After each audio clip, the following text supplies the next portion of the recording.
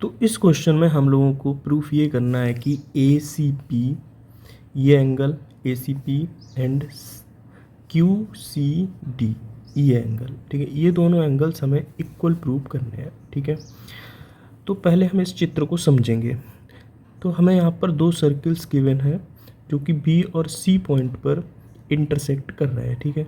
यहाँ पर एक ए सी कॉर्ड है, ठीक है, सी क्यू कॉर्ड है, ठीक है, सी डी कॉर्ड है, ए बी कॉर्ड है, बी क्यू कॉर्ड है, ठीक है, पी बी कॉर्ड है, ठीक है। तो ये पूरा चित्र आपको समझना है, ठीक है।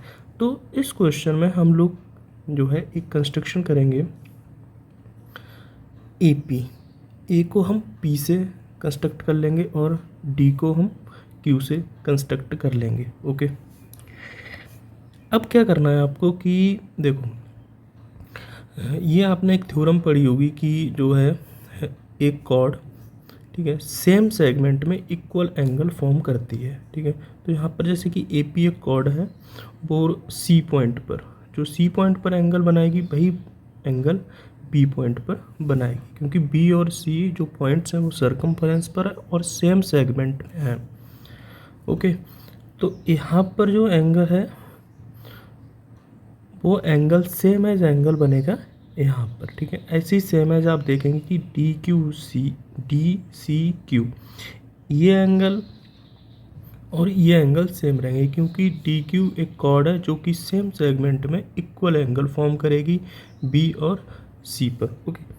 अब आप थोड़ा सा समझेंगे, अगर ये थ्योरम आप समझ रहे हैं तो जैसे कि मान लेते हैं ये एंगल जो ए पी कॉर्ड सी पर बना रही है, मान लेते हैं एक्स है, ऐसी डी क्यू कॉर्ड सी पर मान लेते हैं ये बाई एंगल फॉर्म कर रही है, ठीक है।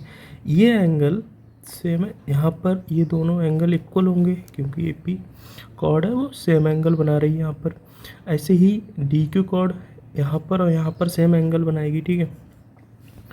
अब आप देखेंगे कि ए पी बी ट्रायंगल और डी बी क्यू ट्रायंगल में अगर आप देखेंगे तो क्या होगा कि यहाँ पर ये दोनों वर्टिकली अपोजिट एंगल कहलाएंगे और ये दोनों एंगल्स कैसे होंगे, इक्वल होंगे। तो यहाँ से हम लोग कह सकते हैं एक्स इक्वल टू वाई। अगर आप एक्स इक्वल टू वाई कह सकते हैं तो फिर जो है ए सी पी बराबर क्यू सी डी प्रूव हो जाए, क्योंकि ये एक्स है और ये वाई है, ठीक है।